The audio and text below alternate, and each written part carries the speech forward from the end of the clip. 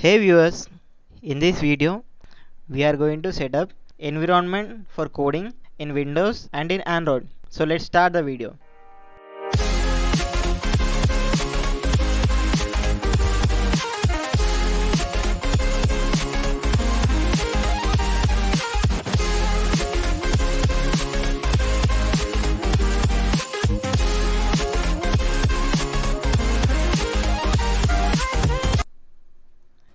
So in the previous video, we have installed a MingW compiler. We wrote our first program and executed it.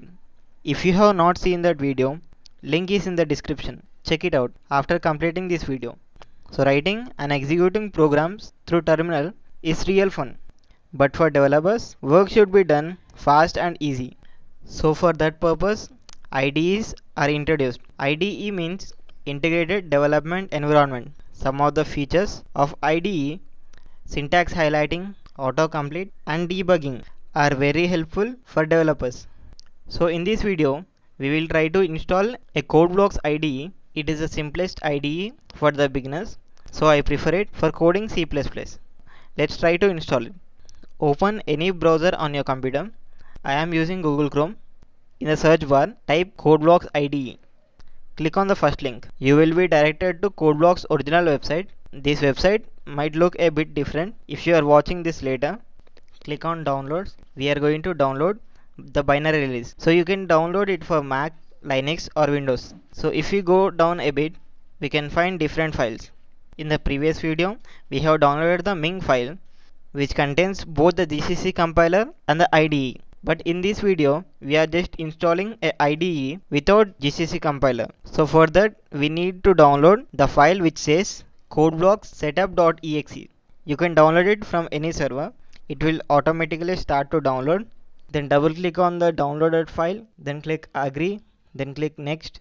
Choose the destination folder and remember it. Then click install. It may take a minute or two to install it. So now it's done. Then hit on finish. Now let's open CodeBlocks IDE. So to create a new file, click on file icon which is on the left top corner.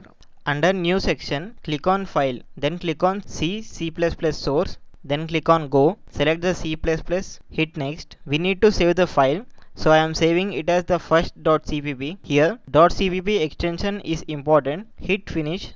A blank page will be opened. We need to write our code in here. So for now, if you are new to programming, just ignore the code I am writing. We are going to learn this in the later videos.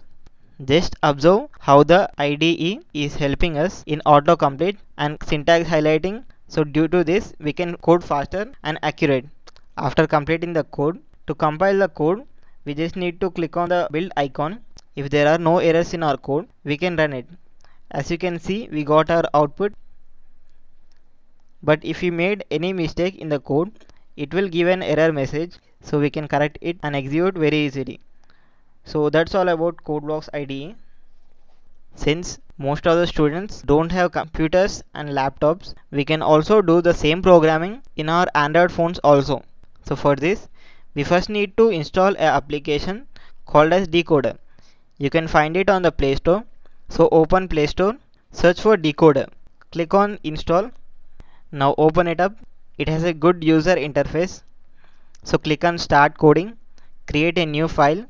You can work with any programming language in this application.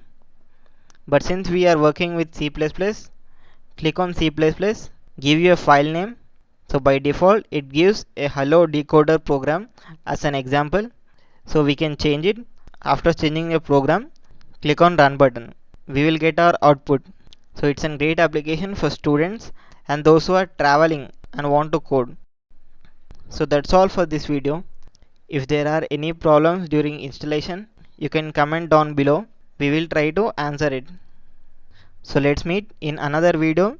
Till then, keep learning and keep coding. Don't forget to hit like, share and subscribe to Autodidact and click on the bell icon to be notified on all updates from Autodidact.